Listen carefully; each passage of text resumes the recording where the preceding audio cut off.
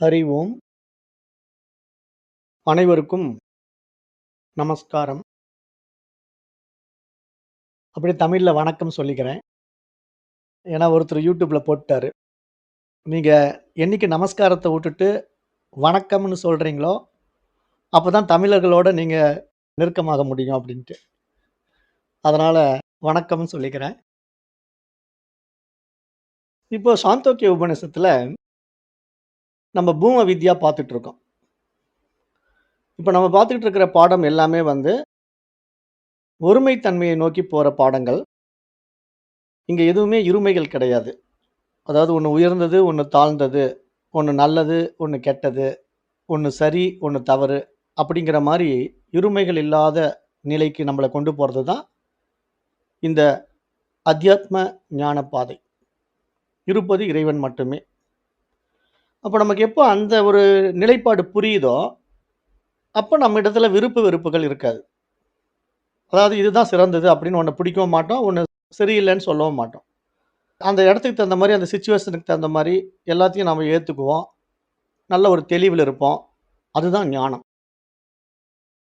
அப்ப அதுதான் இங்க வலிமை. இங்க வலிமை அப்படின்னு கடந்த வகுப்புல நம்ம பார்த்தோம். பூம வித்யாவுல ஒரு முக்கியமான விஷயம் என்ன அப்படின்னா, சனத்குமாரர் நாரத மகரிஷிக்கு ஒவ்வொன்னா எது உயர்ந்தது, எது உயர்ந்தது அப்படின்னு கேட்டுட்டு வரும்போது, கடைசியா வலிமை மிக உயர்ந்தது அப்படின்னு சொன்னாரு. அந்த வலிமையை தெய்வீகமாக எண்ணி தியானிப்பவன், அந்த வலிமை செல்லும் எல்லை வரை தான் விரும்பியதை சாதிக்க வல்லவனாகின்றான் அப்படின்னு சொன்னாரு. அப்ப உடனே நாரத மகரிஷி கேட்கிறாரு, "போற்றுதலுக்கு உரியவரே, வலிமையை விட பெரியது ஏதாவது உண்டா?" அப்படின்னு நாரதர் கேட்கும்போது, சனத்குமாரர் சொல்றாரு, "ஆம் ஐயனே, வலிமையை விட பெரியது நிச்சயமாக உண்டு." அப்ப நாரதர் கேட்கிறாரு, "வணக்கத்துக்கு உரியவரே, அதையும் எனக்கு உபதேசியுங்களேன்." அப்படின்னு அவர் கேட்கிறார். இப்ப அடுத்தது வலிமையை விட உயர்ந்தது என்ன அப்படின்னு பார்த்தீங்கன்னா, உணவு என்று இங்க சொல்லப்படுது. ஏன்னா, இப்ப நம்ம ஒவ்வொன்னா பார்த்துக்கிட்டே வரோம். அதாவது இறைவனுடைய நாமத்தை விட உயர்ந்தது வாக்கு. அப்புறம் அப்படியே ஒவ்வொன்னா பார்த்துக்கிட்டு வலிமை வரைக்கும் வந்தோம். ஆனா கடைசியில பார்த்தீங்கன்னா, வலிமையை விட உயர்ந்தது உணவு அப்படின்னு ஏன் சொல்ல வருது அப்படின்னு பார்த்தீங்கன்னா, இங்க உணவு உட்கொண்டால் மட்டும் தான் நமக்கு உடல் வலிமையாகும். அந்த உடல் வலிமையானா தான் மன வலிமை உண்டாகும். மன வலிமை உண்டாகும்போது தான் நமக்கு எல்லாமே சாதிக்க முடியும். அப்ப இந்த உடல்ங்கிற ஒரு கருவியே இல்லாம, நீங்க இந்த உலகத்துல எதையுமே அடைய முடியாது. அதாவது நீங்க இந்த பாடத்திட்டங்களுக்கு வரதா இருந்தாலும், உங்களுக்கு உடம்பு நல்லா இருக்கணும். உடம்பு நோய்வாய்ப்பட்டு உங்களுக்கு பாதிப்புல இருக்கும்போது எப்படி இந்த பாடத்திட்டம் உள்ள போகும்? இப்போ ஒருத்தர் காய்ச்சல்ல படுத்துட்டு இருக்காருன்னா, அவர்கிட்ட போயி, "இருங்க உங்களுக்கு பிரம்ம வித்யா உபதேசம் பண்றேன்." அப்படின்னு சொல்லி நம்ம பக்கத்துல போய் உட்கார்ந்து ஆரம்பிச்சோம்னா, அவர் கேட்பாரா? அவரே உடம்பு முடியாம படுத்துட்டு இருக்காரு. அப்ப அவரு என்ன பண்ணுவாரு? அப்படியே கேட்டு படுத்துடுவாரு அவ்வளவுதான். நல்லா தூங்குவாரு. இப்ப நெறைய பேர் வீக்கா இருக்கிறவங்கலாம் நீங்க இந்த பாடத்த சொன்னீங்கன்னா, அப்படியே கேட்டுக்கிட்டே தூங்குவாங்க நல்லா. தாலாட்டு பாடுற மாரி இருக்கும். ஏன்னா, மன ரீதியாவும், உடல் ரீதியாவும் வீக்னஸ் என்ன பண்ணுதுன்னா, இது ஒரு மருந்து மாரி அவங்களுக்கு அந்த சாமியார் பேசுறத கேட்டோம்னா, எனக்கு அருமையா தூக்கம் வருதுங்க. நல்லா இருக்கு, ஜாலியா இருக்குன்ட்டு அப்படியே கேட்டு தூங்கிடுவாங்க. அப்படிதான் நெறைய பேர் இருக்காங்க. அதனால இங்க வலிமையை விட பெரியது உணவு. அப்ப உணவின்றி உடல் வலிமையும் இல்லை, மன வலிமையும் இல்லை என்று இந்த சாந்தோக்கிய உபநிஷத்தினுடைய அடுத்த பகுதி தொடங்குது. அப்ப உணவையே இறைவனாக தியானிக்குமாறு இங்கு சனத்குமாரர் உபதேசிக்கின்றார் என்று நம்ம பார்க்கிறோம். அப்ப இப்படிதான் இறைத்தன்மைய இங்க மகான்கள் எப்படி காட்டிக் குடுக்குறாங்கன்னா, ஒன் பை ஒன்னா, ஒன் பை ஒன்னா இங்க எல்லாம் இறைவனே அப்படிங்கிறத எப்படி எளிமைப்படுத்தி கொண்டு வராங்கன்னு பார்த்தீங்கன்னா, ரொம்ப டெப்த்தா கொண்டு வராங்க. ரொம்ப டெப்த்ல கொண்டு இங்க இறைவனுக்கு வேறா எதுவுமே இல்லை அப்படின்னு ஒரு ப்ரூவ் பண்ணணும் இல்லையா? நிரூபிக்கணும் இல்லையா? அந்த நிரூபணத்துக்கான நெறைய விஷயங்கள இங்க ரொம்ப அருமையா கொண்டு நமக்கு புரிய வைக்கிறாங்க. இப்ப சனத்குமாரர் பேசுகிறார். "உணவு நிச்சயமாக வலிமையை விட உயர்ந்தது. 10 நாட்கள் ஒருவன் எதுவும் உண்ணாவிட்டால், அவன் உடலில் உயிர் இருந்தாலும், அவனால் எதையுமே செய்ய முடியாது. எதையுமே கேட்க முடியாது. எதையுமே சிந்திக்க முடியாது. எதையுமே புரிந்து கொள்ள முடியாது." அப்ப ஏன்? என்ன காரணம்? உடல் தளர்ந்து போச்சு. உணவு இல்லாததுனால, சாப்பாடு உள்ள போயி நமக்கு எனர்ஜிய குடுக்க வேண்டிய விஷயங்கள் இல்லாம போனதுனால, நம்ம ரொம்ப சோர்வாயிட்டோம், டல் ஆயிட்டோம். அப்ப நம்ம காதெல்லாம் அடைச்சுக்கும். சாப்பாடு இல்லன்னா பசி, மயக்கம். அப்படியே ஒரு சோர்வு உண்டு பண்ணிடும். காது அடைக்கும். அப்ப யாராவது ஏதாவது சொன்னா கேட்க முடியுமா? ஒண்ணுமே கேட்க முடியாது. அப்ப அவன் உயிரோடு இருப்பான். ஆனா, அவனால எதையும் செய்ய முடியாத ஒரு அவல நிலையில அவன் கஷ்டப்பட்டுட்டு இருப்பான். அப்ப அவனால சிந்திக்க முடியாது. எதையுமே புரிந்து கொள்ள முடியாது. அந்த ஒரு நிலை உண்டாயிடும். அப்ப அதுவே அவனுக்கு உணவு குடுத்த பிறகு என்ன ஆகும்? உணவை உண்ணத் தொடங்கியதும், அவனுடைய புலன்கள் எல்லாம் வேலை செய்ய ஆரம்பிச்சுடும். உடனே கண்ணு பார்க்க ஆரம்பிச்சுடும், காது கேட்க ஆரம்பிச்சுடும். அவனுக்கு உடனே மன ஓட்டங்கள் ஓட ஆரம்பிச்சு, எண்ணங்கள் சிந்திக்க ஆரம்பிச்சுருவான். அப்ப எல்லாவற்றையும் அவன் அறிகிறான். ஆகவே உணவை தியானம் செய்யுங்கள் என்று இந்த இடத்துல சனத்குமாரர் எடுத்து சொல்றார். இப்ப இத தான் நம்ம இந்த பாடத்திட்டத்துல போன தடவ இவரு உத்தாலகர் என்ன பண்ணிட்டாரு, அந்த சுவேதகேது சாப்பிடாம ஒரு 15 நாள் இருடான்னு சொன்னார் இல்லையா?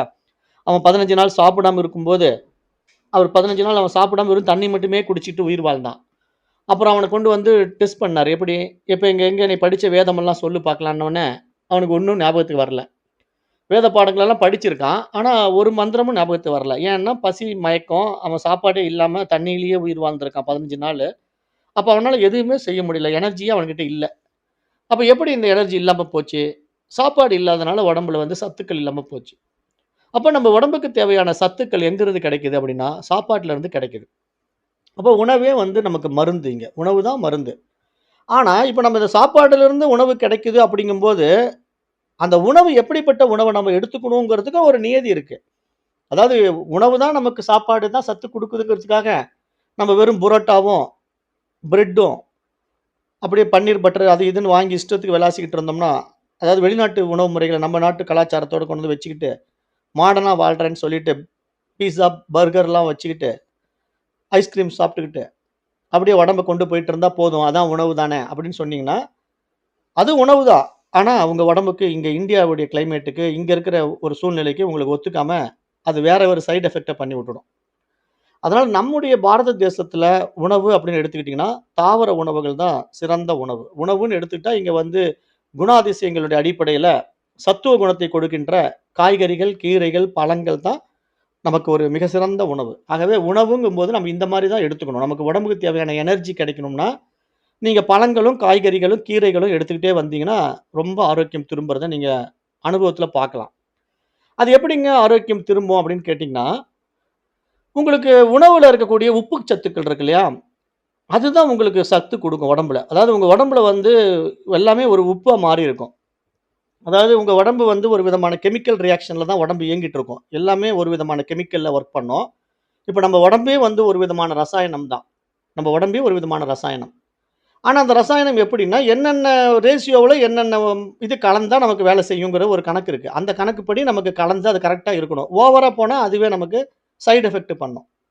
இப்போ யூரிக் ஆசிட் அதிகமாயிடுச்சு அப்படின்னா, உங்களுக்கு யூரின்ல யூரிக் ஆசிட் அதிகமாகுதுன்னா, அது ஒரு உப்பு. யூரிக் ஆசிட் ஒரு உப்பு. அந்த உப்பு என்ன பண்ணும்? ஜாயிண்ட்டுக்கு ஜாயிண்ட் உங்களுக்கு வலிய உண்டு பண்ணும். அப்போ மூட்டி வலிக்கும். அப்புறம் கீழ கணுக்கால் வலி வந்துரும். அப்புறம் விரல்கள் எல்லாம் அப்படியே பிடிச்சுக்கும். அப்புறம் ஒவ்வொரு விரல் கூடிய அந்த சந்துலலாம் வலி வந்துரும். ஏன் இப்படி வருது? அந்த யூரிக் ஆசிட் அதிகமா நமக்கு ரத்தத்தில கலக்கறதுனால வர்ற பிரச்சனை அது. அப்ப அது யூரிக் ஆசிட் ஒரு உப்பு. அப்ப ஏன் அது கலக்குது? அந்த கிட்னி தடுமாறுது. சரியா சுத்திகரிப்பு பண்ணி அனுப்ப மாட்டேங்குது. அப்ப இருதயத்திலிருந்து வரக்கூடிய நல்ல ரத்தம், கெட்ட ரத்தம்னு பிரிக்கிற வேலைய நமக்கு சிறுநீரகங்கள் தான் செய்யும். அந்த சிறுநீரகங்கள நம்ம சரியா வச்சுக்கணும். அத விட்டுட்டு நாம சிறுநீரகங்கள சுத்திப்படுத்தாம, நாம கண்டத சாப்பிட்டுக்கிட்டு, அதுக்கும் அதிகமான ஸ்ட்ரெயின் குடுத்துக்கிட்டு, அப்புறம் லிவருக்கு அதிகமான ஸ்ட்ரெயினு, அப்புறம் அதுக்கு உண்டான பக்கத்துல இருக்கிற ஸ்ப்ளீனு, அதாவது மண்ணீரல், தமிழ்ல சொல்லணும்னா மண்ணீரல், கல்லீரல், அப்புறம் கணையம் அப்படிங்கிற உறுப்புகள் எல்லாமே பாதிக்கப்பட்டுடும். ஏன்னா, அது உணவு முறை தவறா போனா, அவங்களுக்கு இதெல்லாம் மாட்டிக்கும். அதனால இவங்களுக்கு காய்கறிகள், கீரைகள்ல நெறைய உப்பு சத்துக்கள் இருக்கு. அந்த உப்புகள் எல்லாம் நமக்கு தேவையான மினரல்ஸ். நமக்கு உடம்புக்கு தேவையானவைகள், சத்துக்கள். அதுக்குண்டான விட்டமின்ஸ் இருக்கு, மினரல்ஸ் இருக்கு. அது 2மே நமக்கு ஆரோக்கியத்தை திருப்ப குடுக்கும். அப்படிதான் நம்ம சாப்பிட்டுக்கிட்டு வரணும். அரிசி உணவுகள குறைச்சுக்கிட்டு, காய்கறிகள், பழங்கள், கீரைகள் அதிகமா சேர்த்தவே நம்முடைய உடம்புல ஆரோக்கியம் திரும்புவது மட்டுமல்ல, ரொம்ப பிரிஸ்கா இருப்போம். சுறுசுறுப்பா இருப்போம். அன்னைக்கு வொர்க் எல்லாம் ரொம்ப ஆக்டிவா நடக்கும். இதுவே நீங்க உணவு தானே சாப்பிட சொல்றாங்க. நம்ம புரோட்டா ஒரு 4 புரோட்டா சாப்பிட்டுட்டு வேலை செய்யலாம்னு நெனச்சு நீங்க சாப்பிட்டீங்கன்னா, கடினமான வேலை செய்றவங்களுக்கு அது டைஜஷன் ஆயிடும். இப்ப கட்டட வேலைக்கு போவான். அவன் பெயிண்ட் அடிக்க போவான். இந்த மாரி பசங்கள்லாம் பாருங்களேன். வயசு பசங்க. அவனுக்கெல்லாம் 25, 27 ஒரு 30 வயசுக்குள்ள இருக்கும். அவங்கலாம் நீங்க பார்த்தீங்கன்னா, 10 புரோட்டா திம்பானுங்க.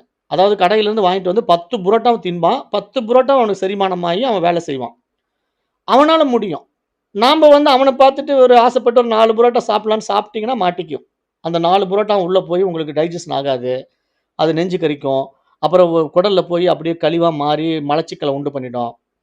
அப்ப மைதாங்கிறது நமக்கு ஒரு குறிப்பிட்ட வயசுக்கு 50 வயசுக்கு மேல ஒத்துக்காது. அப்ப நாம தான் இங்க தேர்ந்தெடுக்கணும். உணவு முறைகள வந்து நமக்கு எது நல்லது, எது கெட்டது, எது சரி, எது தவறு அப்படின்னு பார்த்து, பகுத்து, பிரித்து, அந்த புத்திசாலித்தனத்தினால நம்ம வயசுக்கு தகுந்த மாரி சாப்பிட்டோம் அப்படின்னா, ஆரோக்கியம் நமக்கு திரும்பும். நோய்வாயிலிருந்து தப்பிச்சுக்கலாம். அவன் சாப்பிடுறான், நாம சாப்பிடக்கூடாது. அவனுக்கு சேரும், நமக்கு சேராது. அப்ப ஏன் அப்படின்னா, இங்க உண்மையிலேயே நம்ம ஒவ்வொருத்தருடைய உடலும் வந்து ஒவ்வொரு நிலையில் இருக்கு. வாதம், பித்தம், சிலேத்துமம் என்று சொல்லும். வைத்திய சாஸ்திரம் வந்து இந்த 3 நிலைகள் சொல்லும். வாத உடம்பு, பித்த உடம்பு, சிலேத்தும உடம்புன்ட்டு. அப்ப இந்த 3 உடம்புகளுக்கும் உணவு முறைகளின் தன்மையும் மாறுபடும். அப்ப ஒருத்தன் வந்து ஐஸ்கிரீம் சாப்பிடுவான், அவனுக்கு ஒண்ணுமே பண்ணாது. இன்னொருத்தன் ஐஸ்கிரீம் சாப்பிட்ட உடனே அவனுக்கு சளி பிடிச்சுக்கும். ஒருத்தனுக்கு வந்து பழங்கள் சாப்பிட்ட உடனே ஒண்ணுமே பண்ணாது. இன்னொருத்தன் பழம் சாப்பிட்ட உடனே அவனுக்கு சளி பிடிச்சுக்கும். அப்ப என்ன காரணம் அப்படின்னு பார்த்தீங்கன்னா, அந்த உடல் வந்து இவனுக்கு இருக்கிற நிலைக்கும், அவனுக்கு இருக்கிற நிலைக்கும் மேட்ச் ஆகாம இருக்கிற ஒரு பிரச்சனை. அப்ப அத நம்ம என்ன பண்ணணும்? பேலன்ஸ் பண்ணணும். அந்த வாத, பித்த, ஸ்லேத்துமத்த பேலன்ஸ் பண்றதுக்கு நமக்கு சரியான அந்த உடலை பற்றிய ஒரு அனாட்டமி தெரியணும். நமக்கு உணவை பற்றிய ஒரு அறிவு இருக்கணும். இதெல்லாம் இருந்தா மட்டும் தான் நம்ம ஆரோக்கியமாக வாழ முடியும் என்று இங்க மகான்கள் சொல்லிக் குடுக்குறாங்க. அப்ப அந்த அடிப்படையில வலிமையும் அதுதான் நான் சொல்றேன். ஏன்னா வலிமை அப்படிங்கும்போது, நீங்க எது நல்லது, எது கெட்டதுன்னு பகுத்து பிரித்து பார்த்து நீங்க வாழ்வது தான் வலிமை. அப்ப அந்த அடிப்படையில உணவுங்கிறத ஒரு சாதாரணமா நம்ம எடுத்துக்க முடியாது. சைவ உணவு, அசைவ உணவுக்கு உண்டான வித்தியாசம் என்ன? அசைவ உணவு ஏன் சாப்பிடக்கூடாது? சைவ உணவு ஏன் சாப்பிடலாம்? அசைவ உணவு எதற்காக சாப்பிடுகிறோம்? அப்படிங்கிற தெளிவு நம்மகிட்ட இருக்கணும். ஏன்னா, இப்ப மருத்துவ உலகம் என்ன சொல்லும்? உடனே டாக்டர் கிட்ட போயிட்டீங்கன்னா, முட்டை குடுத்துருவான். எல்லாருக்கும் காமனா முட்டை. அது வந்து ஒரு டிபி பேஷண்ட்டுக்கும் முட்டை குடுப்பான். ஒரு சுகர் பேஷண்ட்டுக்கும் முட்டை குடுப்பான். எதுக்குப்பா முட்டை குடுக்குறேன்னா, முட்டை வந்து மாஃபியா. அதாவது உங்களுக்கு வந்து மருத்துவ உலகமே என்ன பண்ணிக்கிட்டு இருக்கானுங்கன்னா, பெரிய பெரிய ஆளுங்களோட டை அப் பண்ணிக்குவான். பயங்கரமா தயாராகுது முட்டை. அப்ப அத்தன முட்டையும் மார்க்கெட் பண்ணணும். அப்புறம் ஏன் வந்து குழந்தைகளுக்கெல்லாம் இப்ப முட்டை போடுறாங்க? ஸ்கூல்ல பூரா முட்டை குடுக்குறான். காமராஜர் என்ன முட்டை குடுத்தாரா? மதிய உணவு திட்டம் கொண்டு வந்த தமிழக முதல்வராக இருந்த காமராஜர் வந்து சாப்பாடு தான் குடுத்தாரு. முட்டை குடுக்கல. ஆனா இன்றைக்கு வந்து எல்லா ஸ்கூல்லயும் முட்டை குடுக்குறாங்க. என்ன காரணம்? முட்டை மாஃபியா. அதாவது மெடிக்கல் மாஃபியா மாரி கோழி பண்ணை வச்சுக்கிட்டு இருக்கானுங்களே, ஏகப்பட்ட கோழி பண்ணை. சும்மா இஷ்டத்துக்கு முட்டை போட்டு தள்ளுது. அத்தன முட்டையும் மார்க்கெட் பண்ணணும். அந்த ஒரு குறிப்பிட்ட நாளுக்கு மேல இப்ப அந்த முட்டை சரியா விக்க முடியலன்னா கெட்டு போயிடும். ஏன்னா அது குஞ்சும் பொரிக்காது. அது குஞ்சு பொரிக்கிறதே கஷ்டம். அது வந்து ஏதோ ஒரு 10 முட்டையில 1, 2 தான் கோழி குஞ்சுகளா வெளிய வரும். மீதி எல்லாம் வந்து அப்படியே அழுகி போகும். பெரும்பாலான முட்டைகள் அழுகி போகும். அப்ப இந்த மாரி எல்லாம் மருந்துல வர்ற முட்டைகளா இருக்கிறதுனால, இந்த முட்டைகள எப்படி மார்க்கெட் பண்றதுன்னு அவன் யோசிக்கிறான். உடனே அரசியல்வாதியோட டை அப் பண்றான். "உனக்கு எவ்வளோ பெட்டி வேணும் வாங்கிக்கோ. எனக்கு முட்டைய மார்க்கெட் பண்ணி குடு. அவ்வளோதானே. எனக்கு இத்தன பெட்டி அனுப்பிச்சிரு. நான் இன்னைக்கே ஸ்கூல்ல எல்லா குழந்தைகளையும் முட்டை குடுக்க சொல்றேன்." அப்படின்ட்டு ஒரு பெரிய பெட்டிய வாங்கிக்கிட்டு உங்களுக்கு ஸ்கூல் பசங்களுக்கு பூரா முட்டை குடுத்துட்டாங்க. ஆனா இந்த பாமர மக்கள், கிராமத்து மக்கள் என்ன, "நம்ம குழந்தைக்கு முட்டையெல்லாம் குடுக்குறாங்க தெரியுமா?" அப்படின்ட்டு பெருமையா போய் சாப்பிடுறாங்க. பட் என்ன ஒண்ணும் பண்ணாது. ஏன் ஒண்ணும் பண்ணாதுன்னா, எல்லாம் சின்ன குழந்தைங்க தானே. ஓடி ஆடி விளையாடக்கூடிய குழந்தைங்க. அதுங்க வந்து முட்டைய சாப்பிட்டாலும் செரிமானம் ஆயிடும். அது கல்லையே சாப்பிட்டாலும் செரிச்சிடும். கல்ல சாப்பிட்டாலும் குழந்தைங்கள பொறுத்தவரைக்கும் செரிமானம் ஆயிடும். அதனால அதுங்களுக்கு நீங்க முட்டை குடுத்தாலும் தப்பிச்சுக்கும். ஒண்ணும் தப்பு இல்ல. ஆனா நீங்க வயசானவங்க முட்டை சாப்பிட்டீங்கன்னா மாட்டிக்குவீங்க. அத நல்லா புரிஞ்சுக்கணும். ஏன்னா இங்க முட்டையில அவ்வளோ கெடுதல் இருக்கு. அப்ப இதனால எதுக்கு இதெல்லாம் சொல்றேன்னா, இப்ப நான் பேசுற டாபிக் வந்து உணவு. அதனால உணவ பத்தி நான் பேசிட்டு இருக்கேன். அப்ப அதனால இங்க உணவு வந்து வலிமையை கொடுக்கும். எது? எல்லா வலிமையை விட உணவு மிகப்பெரிய வலிமை. உடலுக்கான ஒரு வலிமை, மனதுக்கான ஒரு வலிமை. ஆனால் எப்படிப்பட்ட உணவை உண்ண வேண்டும் என்பது மிக மிக முக்கியம் என்ற ஒரு அறிவு விஷயத்தை நம்ம இங்க வச்சுக்கிட்டு உணவை தேர்ந்தெடுக்க வேண்டும் என்று நம்ம பார்க்கிறோம். அப்ப இங்க சனத்குமாரர் சொல்றாரு, "உணவை இறைவனாக தியானிப்பவன், உணவும் தண்ணீரும் நிறைந்த உலகங்களை அடைகின்றான்.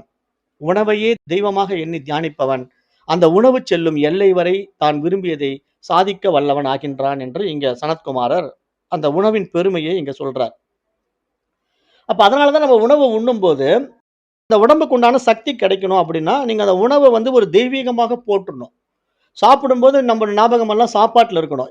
எங்கேயோ வேடிக்கை பார்த்துக்கிட்டு சாப்பிடக்கூடாது, டிவி பார்த்துட்டு சாப்பிடக்கூடாது, சினிமா பார்த்துக்கிட்டு சாப்பிடக்கூடாது. ஏன் அப்படின்னா, அது உள்ள போய் நம்ம உடம்புக்கு உண்டான சத்துக்களா மாறணுங்கும்போது, நம்முடைய எண்ணங்கள் வந்து எண்ண அலைகள் வந்து ரொம்ப ரொம்ப முக்கியம். சாப்பிடும்போது அந்த சாப்பாட்டுல நீங்க உங்க எண்ணத்த வச்சு, இது எனக்கு ஆரோக்கியத்தை குடுக்குது அப்படின்னு நெனச்சு நீங்க சாப்பிட்டீங்கன்னா, அது ஆரோக்கியத்த குடுக்கும். சாப்பிடும்போதே இது எனக்கு சேராது, இது எனக்கு ஒத்துக்காது, இது எனக்கு கெடுதல் பண்ணும்னு நெனச்சு சாப்பிட்டீங்கன்னா, அது உண்மையிலேயே உள்ள போய் சேராது, ஒத்துக்காது, கெடுதல் பண்ணும். அப்ப நீங்க அத தவிர வந்து டிவி பார்த்துக்கிட்டோ, பாட்டு கேட்டுக்கிட்டோ நீங்க சாப்பிட்டீங்கனாலும், அந்த சாப்பாட்டினுடைய சத்து முழுமையா உடம்புல சேராது. அதிகபட்சமா மலமாக மாறும். ஆனா, உடம்பினுடைய சத்துக்கள் இல்லாம நீங்க நெறைய சாப்பிட்ட மாரி இருந்தாலும், ஆரோக்கியம் திரும்பாது. அப்ப இங்க வந்து இந்த உணவ வந்து தெய்வீகமாக போற்ற வேண்டும் என்ற அடிப்படையில தான் மகான்கள் எல்லாம் மந்திரங்களும் குடுப்பாங்க. நம்மள சின்ன குழந்தைங்கள்லயே நம்ப படிக்க போகும்போது சொல்லிக் குடுத்துருவாங்க. சாப்பாடு முன்னாடி உட்காந்து பிரேயர் பண்ணணும். அந்த சாப்பாட வந்து அன்னபூரணியா மதிக்கணும். அம்பால வழிபாடு பண்ணணும். ஏன்னா, அன்னபூரணி, ஈஸ்வரி அப்படின்னு சொல்லிக் குடுப்பாங்க. ஈஸ்வரின்னா என்ன? அவன் தான் இந்த பிரபஞ்சமா இருக்கிறா. அதான் தான் ஈஸ்வரன்னு சொன்னாலும், ஈஸ்வரின்னு சொன்னாலும் எல்லாம் ஒண்ணு தான். அப்ப இங்க எல்லாமே இறைத்தன்மையா இருக்கு. அப்ப எல்லாமே இறைத்தன்மையா இருக்கிறதுனால, மந்திரங்கள் என்ன சொல்லிக் குடுப்பாங்க? அன்னபூர்ணே சதாபூர்ணே சங்கர புராண வல்லபே ஞான வைராக்கிய சித்தியர்த்தம் பிச்சாந்தேகி பார்வதி அப்படின்னு ஒரு மந்திரம் இருக்கு. இத சொல்லிட்டு சாப்பிடுவாங்க குழந்தைங்கலாம். இந்த உணவு உட்கொள்வதனால எனக்கு உடல் வலிமையும், மன வலிமையும் உண்டாகுவது மட்டுமல்லாம, எனக்கு வந்து ஞானத்தையும் உண்டாக்கி குடு அப்படின்னு சொல்லி பிரார்த்தனை பண்ணுவதாக அந்த மந்திரம் இருக்கும். அப்புறம் பிரம்மார்ப்பணம், பிரம்மஹவிஹி, பிரம்மாக்னௌ பிரம்மணாகுதம், பிரம்மைவ தேன கந்தவ்யம், பிரம்ம கர்ம சமாதினா அப்படின்னு இன்னொரு மந்திரம் இருக்கு. இங்க எல்லாமே பிரம்மம். இறைவனே எல்லாமா இருக்கிறான் என்றதுனால, எல்லாமே பிரம்மத்துக்கு அர்ப்பணிக்கப்படுகிறது. அப்போ பிரம்மார்ப்பணம், பிரம்ம ஹவிஹி. பிரம்மத்துக்கே அதை நான் ஹவிகின்னா ஆகுதி போடுறோம் இல்லையா? ஹோமகுண்டத்துல வந்து என்ன அவில் பாகம் குடுக்குறீங்கன்னு கேட்பாங்க. அவில் பாகம்னா, அதுக்கு என்ன போட போறீங்க? ஹோமகுண்டத்துல என்ன போட போறீங்க? நெய் ஊத்துறீங்களா? இல்ல அதுல ஏதாவது உணவு போட போறீங்களான்னு கேட்பாங்க இல்லையா? அது மாரி இந்த உடம்புக்கே வந்து நம்ம உணவு தான் ஹவி. அப்ப ஹவிஸ். ஹவிஸ்ன்னா நம்ம எனர்ஜிக்காக குடுக்கக்கூடியது. அந்த சக்திய எடுத்துக்கிறதுக்காக. அப்ப நமக்கு நம்ம உடம்புக்குள்ள இருக்கிற அக்னிக்கு குடுக்குறது தான் இந்த உணவு. அப்ப அந்த உணவ நாம ஒரு முறையா குடுக்கணும். கண்டபடி குடுக்கக்கூடாது. அது மரியாதையின் நிமித்தம் அதை உள்ள உட்கொள்ளும்போது மட்டும் தான், நமக்கு உடல் ஆரோக்கியம் வரும் என்ற அடிப்படையில, இங்க வலிமைக்கு அடுத்தது உணவு மிக பெரிய விஷயமாக இங்க பார்க்கப்படுகிறதாக இந்த இடத்துல நம்ம பார்க்கிறோம். அப்போ இத பத்தி நம்ம ஏற்கனவே கடந்த பாடங்கள்ல நான் சொல்லும்போது ஒரு விஷயத்த சொன்னேன், மறந்துறக்கூடாது. அது என்ன அப்படின்னு கேட்டீங்கன்னா, இப்ப நீங்க உணவு சாப்பிடும்போது, நீங்க சாப்பாடு கவளத்த முதல் கவளம் கையில எடுத்த உடனே, "ஓம் பிராணாய ஸ்வாஹாஹா, ஓம் வியானாய ஸ்வாஹாஹா" அப்படின்னு நீங்க ஒவ்வொன்னும் அந்த 5 பிராணன்களுக்கு சமர்ப்பணம் பண்ணிட்டு சாப்பிடணும். ஒவ்வொரு உருண்டையும் எடுத்து ஒவ்வொரு பிராணனுக்கு சமர்ப்பணம் பண்ணணும். அப்ப உங்க உடம்புல இருக்கிற 5 பிராணன்களுக்கு நீங்க சமர்ப்பணம் பண்ணீங்கன்னா, அந்த சாப்பாடானது ஈஸ்வரனே சாப்பிட்ட மாரி ஐதீகம். ஐதீகம்னா எப்படி? இப்ப நீங்க வந்து இந்த ஹோல் யுனிவர்சல் இருக்குல்ல, இந்த ஒட்டுமொத்த பிரபஞ்சம் இருக்கு. இந்த பிரபஞ்சத்துல ஏகப்பட்ட ஜீவராசிகள் இருக்கு.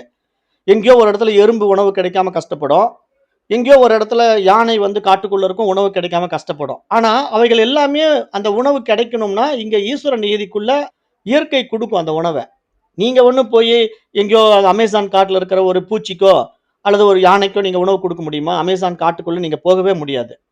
ஆனா, அமேசான் ஃபாரஸ்ட்டுக்குள்ள எத்தனையோ ஜீவராசிகள் உயிர் வாழுதுல்ல. அங்க தாவரங்கள் முதல் கொண்டு எவ்வளவோ பூச்சி, புழுக்கள், மிருகங்கள், பறவைகள் என்று நெறைய ஜீவராசிகள் அங்க வாழுது. மனிதனை தவிர. மனிதனும் இப்ப அமேசான் ஃபாரஸ்ட்டுக்குள்ள போக ஆரம்பிச்சுட்டான். ஆனா, அப்படிப்பட்ட ஒரு திக் ஃபாரஸ்ட்ல உயிரினங்கள் உயிர் வாழுகின்றதுன்னா, அவைகளுக்கு எப்படி உணவு கிடைக்குது? இயற்கையே உணவ கொடுக்கும். அதுதான் ஈஸ்வரன். அப்ப ஈஸ்வர நீதிக்குள்ள நீங்க அந்த உணவு எப்படி கிடைக்குதுன்னா, யார் ஒரு தனி மனிதன் தன்னையே ஈஸ்வரனாக உணர்கின்றானோ, அப்படி உணர்கின்ற பொழுது அவன் என்ன பண்றான்னா, தான் எடுக்கின்ற உணவ வந்து பிராணாய ஸ்வாகான்ட்டு எடுத்து அவன் சாப்பிட்டான்னா, உடனே என்ன நடக்கும் தெரியுமா? அவன் சாப்பிட்ட அந்த உணவு, இந்த ஒட்டுமொத்த பிரபஞ்சத்தில இருக்கிற எல்லா ஜீவராசிகளுக்கும் ஒரு நிறைவ உண்டு பண்ணும். ஒரு திருப்தி பண்ணும் வயிற. வயிற வந்து ஒரு திருப்தி பண்ணிடும். அப்ப வந்து பசியோடு இருக்கிற ஜீவராசிகள் கூட பசி ஆறும். அது அந்த அளவுக்கு அவன் தெய்வீக சக்தி பொருந்தியவன் தான் மனிதன். மனிதனும் தெய்வமும் வேறு வேறே கிடையாது. மனிதனும் தெய்வம் ஆகலாம் அப்படிங்கிற அடிப்படை எப்படின்னா, தானே யுனிவர்சல் அப்படிங்கிறத ஒருத்தன் தன்னுள் உணர்ந்துட்டான்னா, அவன் தெய்வீகமானவன் தான். அதுல எந்த சந்தேகமும் கிடையாது. அவனே தன்னுள்ள இருக்கிற அந்த ஆற்றலா இந்த பிரபஞ்சத்த வச்சிருக்கிறாங்கிறது புரியும். அப்ப அப்படி நீங்க சாப்பிட்டீங்கன்னா, இந்த உலகத்துக்கு நீங்க எல்லாருக்கும் சாப்பாடு போட்டதுக்கு சமம். நீங்க எங்கேயோ போய் எறும்புக்கு சாப்பாடு போடுறேன், எங்கேயோ போய் யானைக்கு சாப்பாடு போடுறேன்ட்டெல்லாம் நீங்க தனிப்பட்ட முறையில போட வேண்டியதில்ல. நீங்க உட்கொள்ளுகின்ற உணவு அந்த ஜீவராசிகள் உட்கொண்டதுக்கு நிறைவாகக்கூடிய ஒரு அருமையான விஷயத்த சாஸ்திரம் போன தடவ சொல்லிக் குடுத்தது. 5 பிராணன்களையும் நீங்க சொல்லி அத சாப்பிடணும்னு சொல்லி நான் சொல்லிக் குடுத்தேன். அத மறந்துறாதீங்க. ஒவ்வொரு முறையும் சாப்பாடு சாப்பிடும்போது அத நினைவுபடுத்தி சாப்பிடுங்க. அப்பதான் உங்களுக்கும் ஆரோக்கியம் வரும். மற்ற உயிர்களுக்கும் உணவு திருப்தி உண்டு பண்ணும். அப்போ பசி, வறுமைகள்லாம் இருக்காது. நம்ம நாடு வந்து சுபிட்சமா இருக்கும். எல்லா உயிரினங்களும் சந்தோஷமா இருக்கும் அப்படிங்கிறத இங்க நம்ம பார்க்கிறோம். இப்ப அடுத்தது போற்றுதலுக்குரியவரே, உணவை விட மேலானது ஏதாவது உண்டா? அப்படின்னு நாரத மகரிஷி கேட்கும்போது, சனத்குமாரர் சொல்றாரு. ஆம் நாரதா, உணவை விட மேலானது நிச்சயமாக உண்டு அப்படின்னு சொல்றாரு. அப்ப நாரதர் கேட்கிறாரு, வணக்கத்துக்கு உரியவரே, உணவை விட மேலானது என்ன? அதை எனக்கு உபதேசியுங்களேன்னு சொன்ன உடனே, அடுத்தது உணவை விட மேலானது தண்ணீர் என்று உபதேசம் கொடுக்கிறார். ஏன்னா இங்க ஒண்ணொண்ணா வருது. அப்போ தண்ணீரின்றி உணவு இல்லை. எனவே தண்ணீரை இறைவனாக தியானிக்குமாறு உபதேசிக்கின்றார் சனத்குமாரர் அப்படின்னு நம்ம இங்க பார்க்கிறோம். அப்ப நாம இது என்ன ஆங்கிள்ல நம்ம இத புரிஞ்சுக்கணும்? நம்ம சாப்பிடுற விஷயத்துல புரிஞ்சுக்க கூடாது. இப்ப நான் வந்து இட்லி சாப்பிடுறதுக்கு பதிலா தண்ணி குடிச்சா போதுங்களா? அல்லது நானு கீரைகள் சாப்பிடுறதுக்கு பதிலா தண்ணி குடிச்சா போதுங்களான்னா அப்படி புரிஞ்சுக்க கூடாது. அந்த கீரை ஆகட்டும், அந்த இட்லி ஆகட்டும், அது எப்படி வந்தது? அது ஒரு தானியம், ஒரு தாவரம். அப்ப தாவரங்கள் வளர்வதற்கு தண்ணீர் அவசியம் இல்லையா? அந்த அடிப்படையில இங்க அந்த உணவை விட தண்ணீர் உயர்ந்தது என்ற விஷயமா நம்ம இத பார்க்கணும். நாம சாப்பிடுற விஷயத்த மட்டும் வச்சுக்கிட்டு தண்ணீர் உயர்ந்தது அப்படின்னு நெனச்சு, சரி நான் வந்து உணவை விட தண்ணீர் உயர்ந்ததுன்னு சொல்லிடுச்சு சாஸ்திரம். அதனால நான் இனிமேல் சாப்பாட்டுக்கு பதிலா வெறும் தண்ணியே குடிச்சு உயிர் வாழலான்னா, எவ்வளவு நாள் வாழ்ந்துற முடியும்? ஒரு 1 மாசம் அதிகபட்சமா வாழலாம். அப்புறம் வந்து உடம்பு போயிடும். ஏன்னா உங்களுக்கு உத்தாலகரும், சுவேதகேதுவும் இத டெஸ்ட் பண்ணி பார்த்துட்டாங்க. உத்தாலகர் என்ன சொன்னாரு? "நீ சாப்பாடு இல்லாம 15 நாள் இருக்கணும். நீ தண்ணி மட்டுமே குடிச்சுக்கிட்டு வா.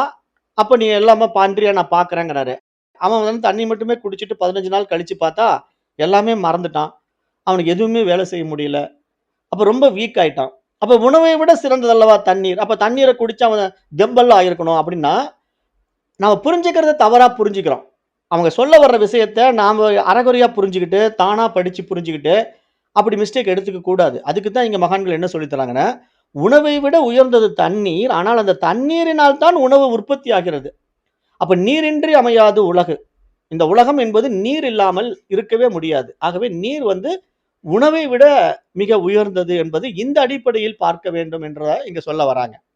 அப்ப தண்ணீரின்றி உணவில்லை. எனவே தண்ணீரை இறைவனாக தியானிக்குமாறு சனத்குமாரர் கூறுகின்றார் என்று இந்த இடத்துல பார்க்கிறோம்.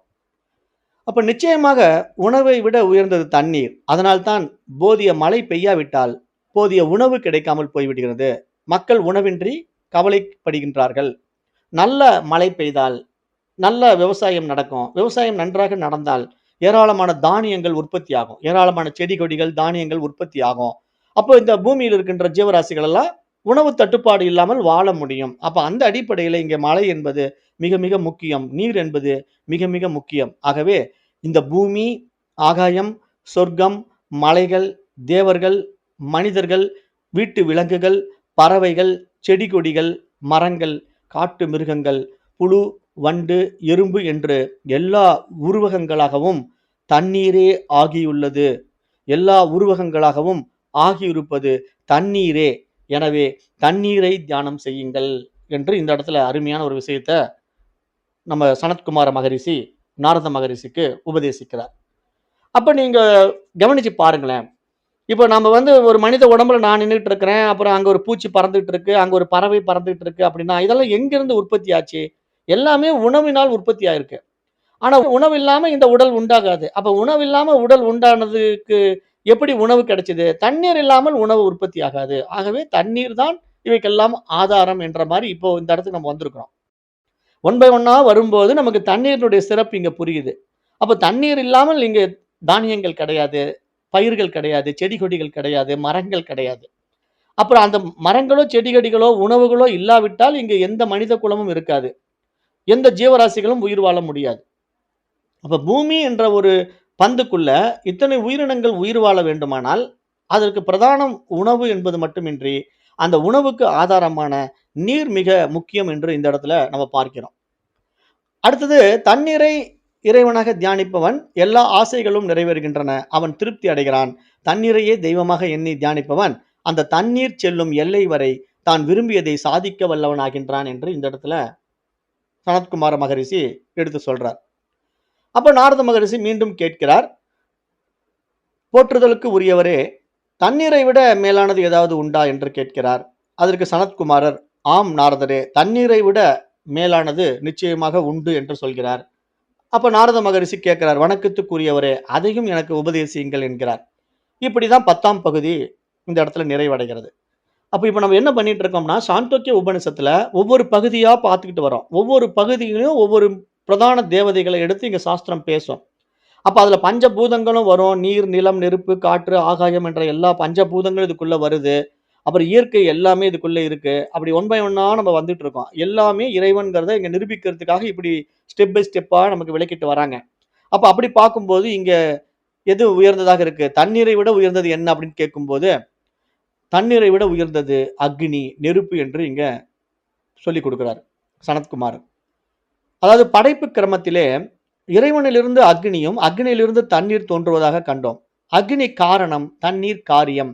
காரியத்தை விட காரணம் எப்போதும் உயர்ந்தது. எனவே தண்ணீரை விட உயர்ந்தது அக்னி என்று அக்னியை தியானிக்குமாறு உபதேசிக்கின்றார் சனத்குமாரர் என்று இங்க பார்க்கிறோம். அப்ப அக்னியிலிருந்து எப்படி தண்ணீர் வந்தது அப்படின்ற இதை இந்த உபநிஷதம் தனக்கே உரிய ஒரு கண்ணோட்டத்திலே விளக்குகிறது என்று நம்ம இங்க பார்க்கிறோம். இப்ப சனத்குமாரர் வந்து அப்படியே ஒவ்வொரு பஞ்சபூதங்களையும் விளக்கிட்டே வராரு. பூமி அப்படிங்கிற ஒரு பந்து, அதுல அதுதான் உணவு, ஆகாய பூதம் அடுத்தது. இப்படியே ஒவ்வொன்னா சொல்லிட்டு வரும்போது, பூமி அதாவது உணவு, தண்ணீர், இப்ப அக்னிக்கு வந்துட்டாரு. அப்ப நிச்சயமாக தண்ணீரை விட மேலானது அக்னி. அக்னியே காற்றை பற்றிக்கொண்டு ஆகாசத்தை சூடாக்குகிறது. அப்போது மக்கள் புழுக்கமாக உள்ளது, சூடாக உள்ளது, நிச்சயம் மழை பெய்யும் என்று சொல்கிறார்கள். இவ்வாறு அக்னி முதலிய அடையாளங்களை காட்டி பிறகு மழை பெய்ய செய்கிறது. அதனால்தான் மின்னல் மேல் நோக்கியும் குறுக்காகவும் வெட்டி அதனுடன் இடி இடிக்கச் செய்து அடையாளங்களை காட்டுகின்றது. அப்போது மக்கள் மின்னல் மின்னுகிறது, இடி இடிக்கிறது, விரைவாக மழை பெய்யும் என்று மற்றவர்களுக்கு சொல்கிறார்கள். அப்ப இங்கு என்ன அடையாளம்? அக்னியிலிருந்து தான் நீர் உருவாகுது அப்படிங்கிறதுக்கு இது ஒரு அடையாளம் என்பதாக இங்க நமக்கு புரிய வைக்கிறாங்க. இயற்கையோட நம்மளுக்கு வந்து எப்படி அக்னியிலிருந்து நீர் வந்தது அப்படிங்கிறத புரிய வைக்கிறாங்க. அதாவது ஒரு வெப்பச்சலனத்தினால நீராவி என்ன ஆகுது? நீரா மாறுது. வேற ஒண்ணும் இல்ல. மேகம் வந்து நமக்கு மேல மழை மேகம் இருக்கு. அந்த மழை மேகம் வந்து என்னவா மாறிடுச்சு? ஒரு திடத்தன்மையில மாறி மேகமா இருக்கு. ஆனா வெப்பம் அடையும்போது அந்த வெப்பத்தினால அந்த மேகம் கரைஞ்சு போய் நமக்கு மழையாக பெய்யுது. அப்ப நீர் வர வேண்டுமானால் அங்கு வெப்பம் தேவை என்ற அடிப்படை அம்சத்தை கொண்டு தான் இங்க வந்து நீரை விட பெரியதாக அக்னி இருக்கிறது என்று இங்க சொல்லப்படுது. அப்படிதான் நம்ம இத புரிஞ்சுக்கணும். அப்ப அக்னியை இறைவனாக தியானிப்பவன் ஒளி படைத்தவன் ஆகின்றான். ஒளிமிக்க ஒளிர்கின்ற இருளற்ற உலகங்களை அடைகின்றான். அக்னியையே தெய்வீகமாக எண்ணி தியானிப்பவன் அந்த அக்னி செல்லும் எல்லை வரை தான் விரும்பியதை சாதிக்க வல்லவன் ஆகின்றான் என்று இந்த மந்திரத்திலே பொருள் கூறப்படுகிறது. அப்ப நாரத மகரிஷி கேட்கிறார், போற்றுதலுக்கு உரியவரே, அக்னியை விட மேலானது ஏதாவது உண்டான்னு கேட்டு வராரு. அப்ப சனத்குமாரர், ஆம் நாரதரே, அக்னியை விட மேலானது நிச்சயமாக உண்டு. அப்ப நாரதர் கேட்கிறாரு, வணக்கத்துக்கு உரியவரே, அதை எனக்கு உபதேசியுங்கள் என்று சொல்கிறார். அதுதான் ஆகாசம் என்பதாக இங்க பார்க்கிறோம். இப்ப நம்ம வந்து பஞ்சபூதங்கள்ல ஒவ்வொன்னா பார்த்துக்கிட்டு இருக்கோம். இது வந்து இப்படிதான் அவங்க முறையா உபநிஷத்துல ஸ்டெப் பை ஸ்டெப்பா நமக்கு சொல்லிக் குடுக்குறாங்க. நம்ம வந்து அவசரப்பட்டு ஏங்க இப்படி விளக்கணுமா? எப்படி போய் வளவளவன்னு இழுத்துட்டு இருக்கீங்க? டக்குன்னு சொல்லிட்டு போ வேண்டியதானே. நெருப்புக்கு அப்புறம் நீரு, நீருக்கு அப்புறம் ஆகாயம் இப்படி 5 பூதத்த சொல்றதுக்கு இப்படி 5 மணி நேரம் பேசி நேரத்த விரயம் பண்ணிட்டு இருக்கீங்க அப்படின்னு நீங்க கேட்கறது எனக்கு புரியுது. நெறைய பேர் அப்படிதான் இருக்காங்க. ஆனா, அப்படி அவசரமா தெரிஞ்சுக்கிற விஷயம் இல்ல இதெல்லாம். இந்த விஷயமெல்லாம் எப்படின்னா, அப்படியே மொல்லமா தெரிஞ்சா தான் நீங்க அந்த மொல்லமான தன்மைக்கு போக முடியும். அவசரமான தன்மையில நீங்க வாழ்ந்துகிட்டு இருக்கிற அந்த வேகம் இருக்கு பாருங்க, அது சத்துவ குணத்துக்கு நம்மள கொண்டு போகாது. ஏன் மகான்கள் வந்து இப்படி நம்மள பழக்குறாங்க அப்படின்னு நீங்க கவனிச்சு பார்த்தீங்கன்னா, ஃபர்ஸ்ட்டு நம்மகிட்ட வந்து பொறுமையும், சகிப்புத்தன்மையும் உண்டாக்குறாங்க. அத நீங்க நல்லா புரிஞ்சுக்கணும். ஏன்னா நம்மகிட்ட வந்து அந்த பொறுமையும், சகிப்புத்தன்மையும் இல்லன்னு வச்சுக்கங்களேன், நீங்க சத்துவ குணத்துக்குள்ள போக முடியாது. ஏன்னா படைப்பின் அம்சம் வந்து நான் கடந்த பாடத்திலேயே சொல்லிக் குடுத்தேன். அதாவது முதல்ல வந்து இந்த யுனிவர்சல் வந்து புருஷன்லிருந்து வெளிப்படும்போது பிரகிருதியா வந்தது. அந்த பிரகிருதியிலிருந்து ஒரு முக்குணங்கள் வெளிப்பட்டது. அந்த முக்குணங்கள் என்ன? சத்து, ரஜஸ், தமஸ். சத்துவ குணம், ரஜோ குணம், தமோ குணம் என்ற 3 குணங்கள் வெளிப்பட்டன. அந்த 3 குணங்களிலே சத்துவ குணம் ஈஸ்வரனாக மாறியது. ரஜோ குணம், தமோ குணத்துல வந்து ரஜோ குணம் ஜீவர்களாக மாறியது. தமோ குணம் வந்து ஆவரணம், விட்சேபம் என்ற 2 சக்திகளாக வெளிப்பட்டன. அதாவது தோன்றும் சக்தி, மறைக்கும் சக்தியாக அங்கு தமோ குணம் வெளிப்பட்டது. அப்ப இப்படி 3 குணங்கள் வெளிப்பட்டதுல, நீங்க ரஜோ குணத்துல இருந்தீங்கன்னா நீங்க ஜீவர்கள். நீங்க சத்துவ குணத்துல போனா ஈஸ்வரன். அப்ப நீங்க சத்துவ குணத்துக்குள்ள போன பிறகு தான் நீங்க பிரம்மத்த அனுபவமாக்க முடியும். நீங்க ரஜோ குணத்துல ஜீவனா இருந்துகிட்டு பிரம்மத்த அனுபவமாக்க முடியாது. அப்ப நீங்க அடுத்த உயர் பரிமாண நிலைக்கு போகிறது தான் இங்க ஈஸ்வர நியதி. அது சத்துவ குணத்துல வந்தா மட்டும் தான், நீங்க சத்துலருந்து இங்க கீழ இறங்காம, ரஜஸுக்கும் போகாம, தமசுக்கும் போகாம, ஈஸ்வர நீதிக்குள்ள நின்னுகிட்டு நீங்க இந்த உலகத்த பார்க்கும்போது, எல்லாம் நானே, என்னுடைய வைபவமே, என்னுடைய ஆற்றலேன்னு புரிஞ்சுட்டா, இதையெல்லாம் பிரம்மத்தினுடைய ஆற்றல்னு புரியும்போது தான் நம்ம அங்க என்ன பண்ணுவோம்? அங்கேயும் நம்ம ஈஸ்வரனே இ பிரம்மத்தினால் வெளிப்பட்டவன் தான். ஈஸ்வரன் வந்து பிரம்மம் இல்லாம இங்க இயங்கவே முடியாது. அதனால தான் மாயையும் பிரம்மமும் சேர்ந்தது இந்த உலகம் அப்படின்ட்டு வேதாந்தம் பேசும். சக்தியும் சிவனும் சேர்ந்தது இந்த உலகம் என்று சைவ சித்தாந்தம் பேசும். அப்ப இந்த எனர்ஜி ஹோல் யுனிவர்சலே சக்திமயமா இருக்குதுன்னாலும், இது எப்படி இறைவனால் வெளிப்பட்டது. அவனுடைய ஆற்றல். அதனால இங்க நம்ம எப்படின்னா, சத்துவ குணத்துக்குள்ள முதல்ல போயிட்டு, அந்த சத்துவ குணங்களே கடக்கணும். அதுக்கு பேர் என்னன்னா, குணாதீதன் என்று பெயர். 3 குணங்களையும் கடந்த குணாதீதன் நிலையில தான் பிரம்மம் இருக்கு. அப்ப பிரம்மத்துக்கிட்ட எந்த குணமும் கிடையாது. அது நிர்குணம்னு பேரு. அப்ப அது எப்ப குணங்களுக்குள்ள வருது? சற்குணமா வரும்போது குணங்களுக்குள்ள வருது. அப்பதான் அது சற்குணத்துல சத்துவ வடிவல் இருக்கு. சத்துவ வடிவத்தில் இருந்தால் தான் ஈஸ்வரன். அப்போ நான் எதுக்கு இந்த இடத்துல இப்படி அவங்க மொல்லமா கொண்டு வராங்க. ஒன் பை ஒன்னா கொண்டு வராங்க. இவ்வளவு பொறுமையா பேசிக்கிட்டு இருக்காங்க. நீங்க பொறுமையா கேட்கணும்னு எதிர்பார்க்குறாங்க அப்படின்னா, உங்களுடைய குணாதிசயங்கள டெஸ்ட் பண்றாங்க. நீங்க இந்த பாடத்திட்டத்துல தொடர்ந்து பயணிக்கிறீங்களா? இங்க சொல்ல வர்ற விஷயத்த பொறுமையா உங்களால கேட்க முடியுதா? அவங்களுடைய சகிப்புத்தன்மை உங்ககிட்ட இருக்குதா? அப்படின்னு நெறைய விஷயங்கள பார்ப்பாங்க. இதுக்கெல்லாம் எலிஜிபிலிட்டி வந்தா மட்டும் தான் உங்கள டிக் பண்ணி புரமோஷன் குடுப்பாங்க. அப்படி எலிஜிபிலிட்டி இல்லன்னா உங்களுக்கு புரமோட் கிடையாது. ஏன்னா எதுக்கு புரமோஷன் குடுக்கணும்? அவனுக்கு ஃபிட் ஆகவே மாட்டான். அவனுக்கு எதுக்கு புரமோஷன்? அவன் தகுதியே இல்ல. பொறுமையும் இல்ல, சகிப்புத்தன்மையும் இல்ல. சாதன சதுஷ்டய சம்பத்திக்குள்ள அவன் வரவே இல்ல. அவனுக்கு வந்து இந்த பாடத்திட்டமும் புரியாது. அவன்கிட்ட போய் நீங்க மணிக்கணக்குல பேசுறதுனால உங்களுக்கு தான் எனர்ஜி லாஸ். தேவையில்லாத விரயம். நம்முடைய எனர்ஜி நாம விரயம் பண்ணிட்டு மணிக்கணக்குல பேசி ஏதாவது பிரயோஜனம் இருக்கா? ஒண்ணும் நடக்காது. அதனால மகான்கள் என்ன பண்ணுவாங்கன்னா, தகுதியானவர்களுக்கு தான் இந்த மாரி பாடங்கள குடுப்பாங்க. அப்ப தகுதியானவர்கள் வந்து அந்த தகுதிய அடைவதற்கு பொறுமையும், சகிப்புத்தன்மையும் தேவை என்று இங்க பார்க்கிறதுனால தான் இப்படி பேசிக்கிட்டு வராங்க. நமக்கு பார்த்தா புதுசா வர்றவங்களுக்கு கொஞ்சம் வளவளன்னு இருக்கிற மாரி இருக்கும். நேரம் கருதி. அப்ப இந்த இடத்துல இன்றைக்கு இந்த வகுப்பை நான் நிறைவு செய்கின்றேன். நன்றி. ஓம் தத் சத்.